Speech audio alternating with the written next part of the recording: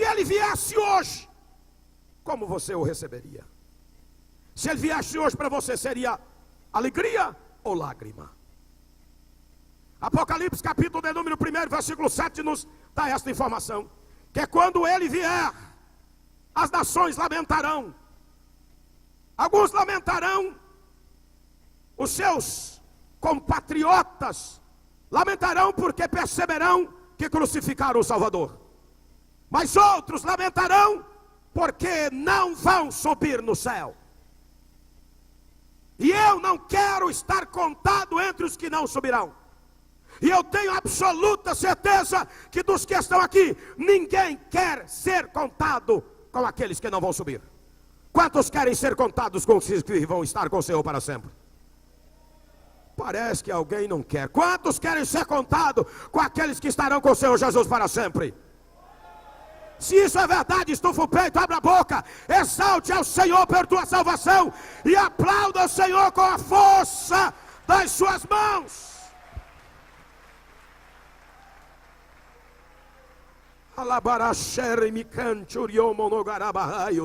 Muitas vezes eu tenho ido em culto e as pessoas dizem: Maranata, ora vem Senhor Jesus. Eu não vou dizer isso tão cedo, porque há um monte de gente que precisa de salvação ainda. Eu quero dizer Maranata, ora vem Senhor Jesus, quando eu perceber e saber que o Evangelho já foi pregado a todas as nações e em todas as línguas. Aí eu vou dizer: Maranata, Senhor, pode vir. Mas até que isso aconteça, amados, eu não tenho coragem de orar: Maranata, vem Senhor Jesus. Eu não sou hipócrita, não tenho coragem de dizer.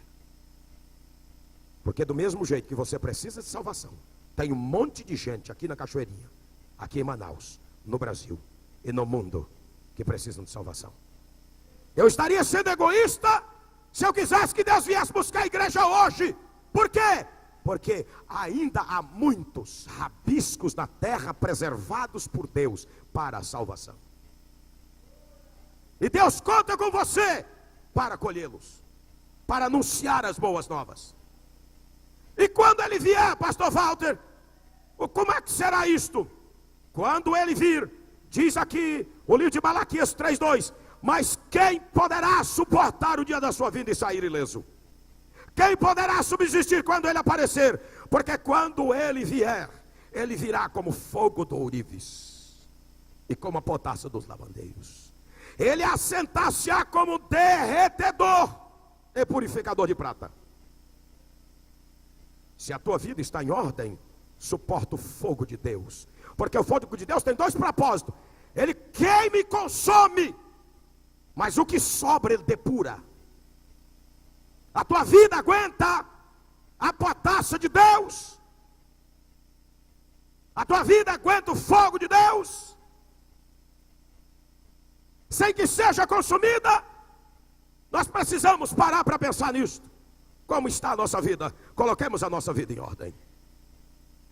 Como será esse dia para os desobedientes? A Bíblia diz na primeira epístola de Pedro, no capítulo de número 4, versículo 17, ele diz assim: porque a ocasião de começar o juízo, e o juízo começa pela casa de Deus, e é chegada a hora.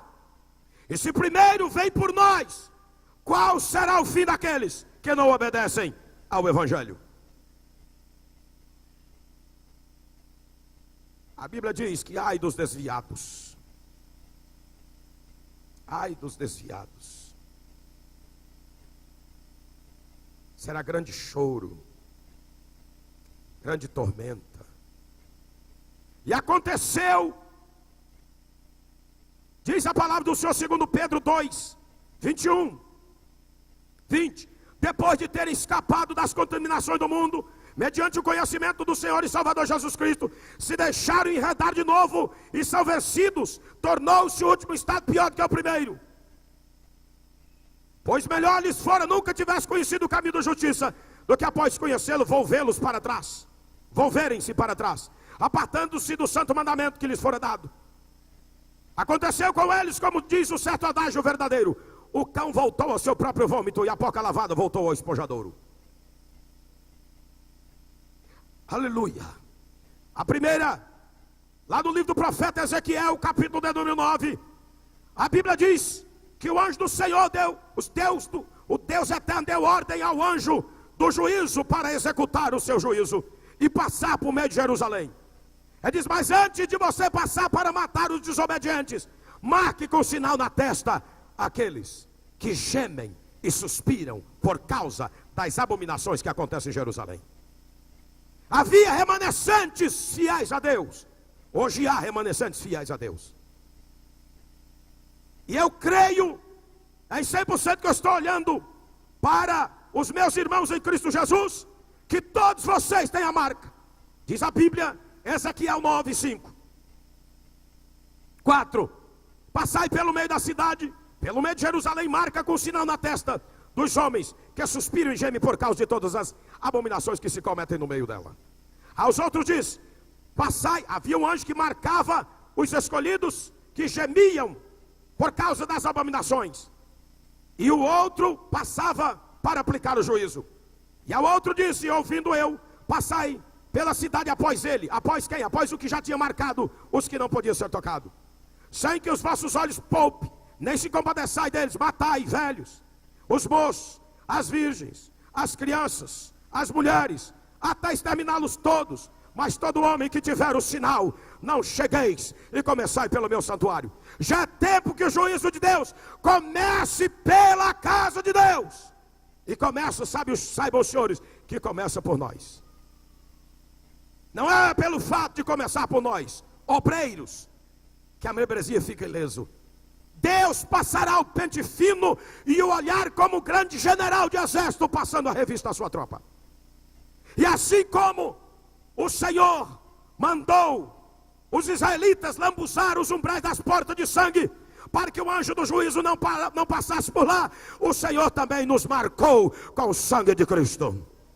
E o sangue de Cristo purifica todo aquele que nele crê de todo pecado. Quantos purificados por Jesus eu tenho com esta noite? Se isto é verdade, sinta a graça daquele que o purificou, glorifique o nome dele, aplauda ele, faz algum barulho para adorar a ele. Aleluia. Louvado seja o nome do Senhor para sempre. Nós somos marcados. A Bíblia diz no livro de Mateus 25:41. Glória a Jesus. A Bíblia diz desta maneira: e então o rei dirá também aos que estiverem à esquerda: apartai-vos de mim, malditos para o fogo eterno, preparado para o diabo e os seus anjos. Esse será o destino para os desobedientes. E como será para os obedientes? Mateus 25, de 31 a 34. Quando vier o Filho do Homem na sua majestade, com todos os anjos com ele, então se assentará no trono da sua glória, e todas as nações serão reunidas na sua presença. Ele separa uns dos outros, como o pastor separa as ovelhas dos cabritos. Ele porá as ovelhas à direita, os cabritos à esquerda. Então o rei dirá aos que tiverem à sua direita: vinde, benditos de meu Pai, entrai na posse do reino que estava-vos preparado desde a fundação do mundo.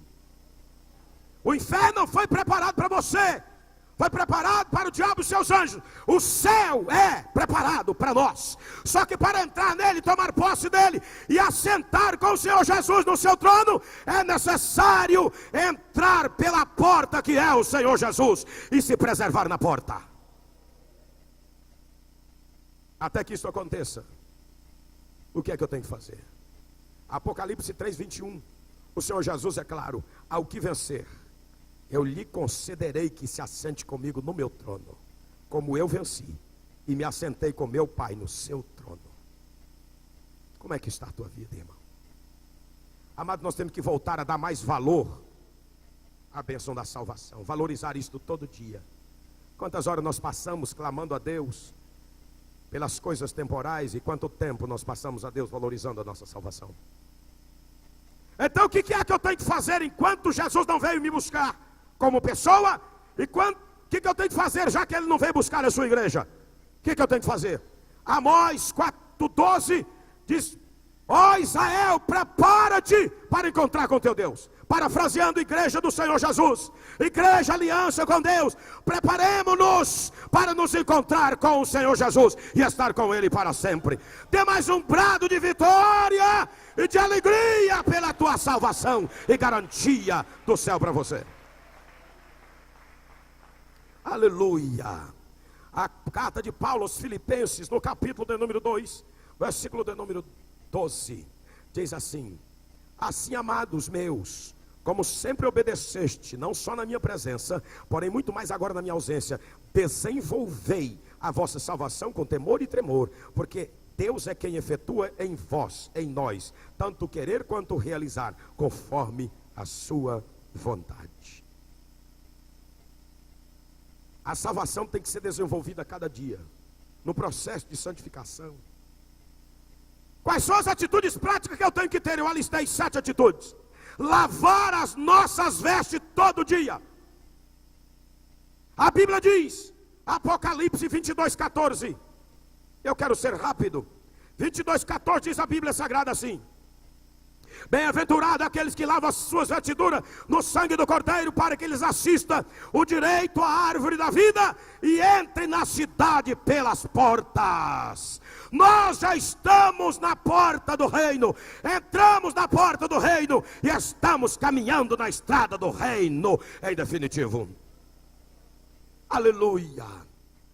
Evangelho de João, capítulo de número 15, versículo de número 3. A Bíblia nos dá também uma revelação. Se não, vejamos o que diz a palavra do Senhor. Vós já estáis limpo pela palavra que vos tenho falado. A palavra tem a capacidade de nos limpar. Hebreus, capítulo de número 10, versículo de número 22. Aproximemo-nos com sincero coração, em plena certeza de fé, de relacionamento, tendo o coração purificado de má consciência e lavado o corpo com água pura. A palavra do Senhor. Aleluia. Em segundo lugar, cingir os lombos. Lavar a nossa vida. Como lavar? Como é que eu lavo a minha vida, as minhas vestes? Praticando voluntariamente a palavra do Senhor. Isto é lavar. Lavar a vida na prática da palavra. Mergulhando de corpo, alma e espírito voluntariamente na prática da palavra. Aleluia. Então somos lavados pela prática da palavra. A palavra é como água que lava. O sangue de Jesus nos purifica de todo pecado. De que jeito? Pela prática da sua própria palavra. Aleluia. Segundo lugar, cingir os nossos lombos. O que é isso? A Bíblia diz, na primeira epístola de Pedro, capítulo 1, versículo 13: cingindo o vosso entendimento. Cingir o nosso lombo de entendimento é conhecer a palavra e ter perfeito entendimento dela, conhecendo a plena vontade de Deus para a nossa vida como igreja coletiva e tendo pleno entendimento da vontade de Deus para a nossa vida pessoal. Cingir. O soldado romano cingia a sua vestidura no seu corpo, atado por aquelas correias.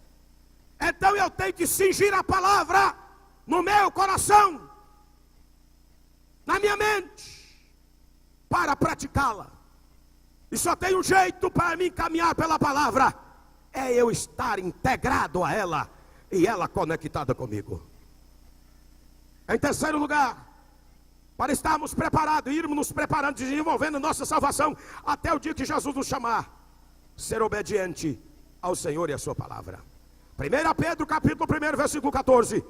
Cingir o nosso entendimento para ser sóbrio e esperar na graça de Jesus Cristo, como filhos da obediência, não nos amoldando às paixões do mundo, como era anteriormente, mas segundo aquele que nos chamou, sejamos santos como Ele também é santo. O princípio da obediência tem que prevalecer na nossa vida. Os princípios eternos são inegociáveis. Valores temporários, valores humanos, até podem ser negociados. Princípios eternos são inegociáveis. E Jesus é prático, ortodoxo naquilo que é eterno. Ele não abre mão. Ele não muda a sua palavra por nada, para tentar arranjar uma brecha, um precedente para mim.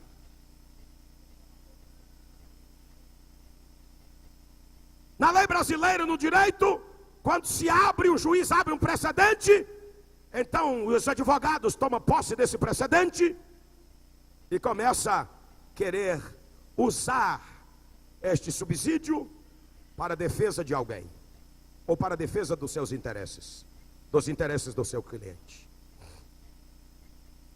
Mas os princípios eternos são inegociáveis, e Jesus é categórico. No livro de Apocalipse, no último capítulo, ele diz assim: todo aquele que ouve as palavras da profecia desse livro, eu testifico, se alguém fizer algum acréscimo, Deus lhe acrescentará flagelos escritos no livro. Se alguém tirar alguma coisa das palavras desse livro, Deus tirará a sua parte na árvore da vida e da cidade santa, das coisas que acham escrito nesse livro. Princípios eternos inegociáveis. Em quarto lugar, amar ao Senhor de todo o coração e ao seu próximo como a si mesmo. Um homem chega para Jesus, isso está escrito em Marcos 12, 28 a 34. Senhor, qual é o maior dos mandamentos? Amar a Deus sobre todas as coisas. O segundo, semelhante a esse, amar ao próximo como a si mesmo. Aquele jovem disse: Senhor, verdadeiramente, amar a Deus sobre todas as coisas e o próximo como a si mesmo é maior do que todos os sacrifícios e holocaustos. O Senhor disse para ele assim: respondeste bem, tu não está longe do reino. Sabe o que Jesus disse para ele? Continua fora do reino, mesmo conhecendo tudo isso. Ele não quer você na periferia do reino, ele não quer você do lado de fora do reino, ele não quer você em pé na porta do lado de fora do reino, ele quer você dentro do reino. Porque no arrebatamento, ou se Jesus resolver chamar algum de nós e nós estivermos com o pé na porta, mas estiver para o lado de fora, vai ficar. Tem que estar para o lado de dentro. Amar a Deus sobre todas as coisas. Valorizar em primeiro lugar o reino do céu. Hoje o apóstolo Paulo, na reunião de obreiros, estava dizendo, falando das suas motivações. E por causa das suas motivações corretas, Deus o trouxe até aqui. E ele diz assim: eu vi muitos obreiros começar, mas não terminar. Porque no meio do caminho mudou-se as motivações. Como é que estão as suas motivações para o reino? Maria mostrou-se preocupada com motivações temporárias. Marta, melhor dizendo. E Maria se preocupou com motivações eternas.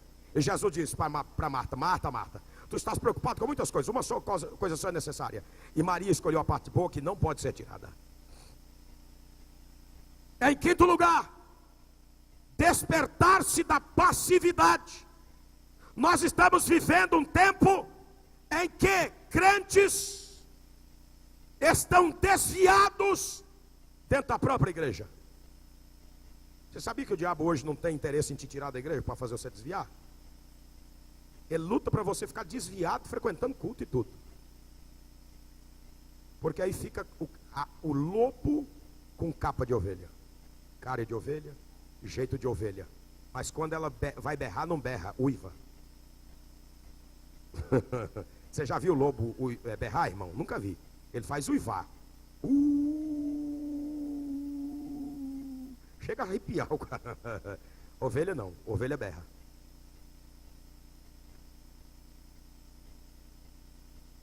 Eu estou desafiando você para sair da passividade, da mesmice. A carta de Paulo aos Romanos 13:11: eu vos digo, a vós outros que conheceis o tempo. O tempo mostra que Jesus está às portas. Ele diz: então já é hora de vos despertardes o sono. Que sono? Da mesmice, do marasmo, da mornidão, da indiferença, de não colocar a unção do evangelismo na prática, na convocatória para o evangelismo. Quem pode vir ajudar a evangelizar? Todo mundo levanta a mão. No dia aparece 2. Que isso, pastor? É verdade, irmão. Eu ando por esse Brasil afora aí, eu sei o que eu vejo. Dá dor no coração. A reunião lotada. Quem vem amanhã? Inclusive obreiros. Eu venho. Você extrapola o horário combinado, não aparece ninguém. despertar do sono, porque a nossa salvação agora está mais perto do que no princípio, quando cremos. Por essa mesma razão, na carta que Paulo escreve aos Efésios, capítulo 5, versículo 14, pelo que diz: desperta, ó tu que dormes, levanta dentre os mortos, e Cristo te esclarecerá. Vede prudentemente como andais, não como nécios, mas como sábio, remindo o tempo, aproveitando o tempo, porque os dias são maus.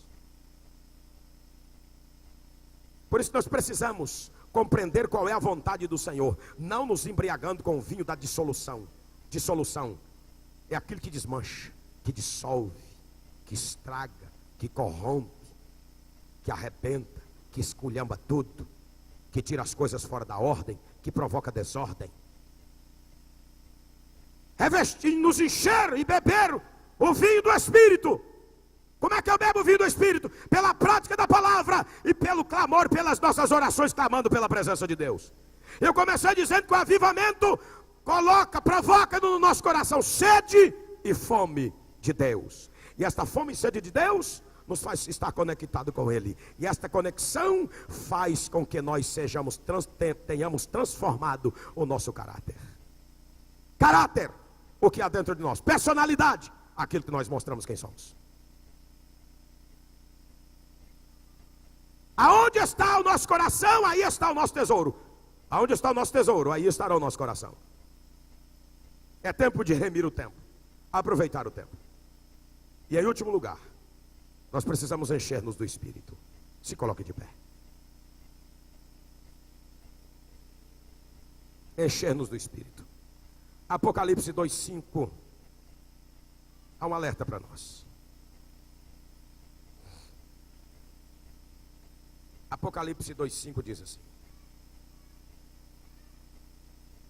Jesus dizendo à igreja de Éfeso, uma igreja organizada, tudo arrumado, um conjunto bonito, certamente um coral bonito, uma estrutura boa, com escola teológica, tudo, mas era um povo apenas aculturado, tinham perdido o fervor do primeiro amor. E Jesus dá um alerta: eu tenho contra ti que abandonaste o teu primeiro amor. Como é que está o teu primeiro amor? Lembra-te de onde caíste, te arrepende e volta às primeiras obras. Sair da sonolência espiritual, ter vontade de buscar a Deus, ter vontade de clamar a Deus. Ô pastor, eu fico achando assim meio esquisito, que eu não sou batizado com o Espírito Santo ainda, então eu não sei falar língua estranha, eu acho o som da minha voz tão esquisito. A minha voz é de taquara rachada, irmão. A minha voz é mais feia do que a de vocês tudinho, mas eu não quero nem saber. Quem não quiser escutar o clamado, tampa o ouvido. Eu boto a boca no trombone. Eu fui tradicional por mais de 20 anos. Cansei. E eu boto a boca no trombone até estourar tudo por dentro. Mas que eu clamo, eu clamo.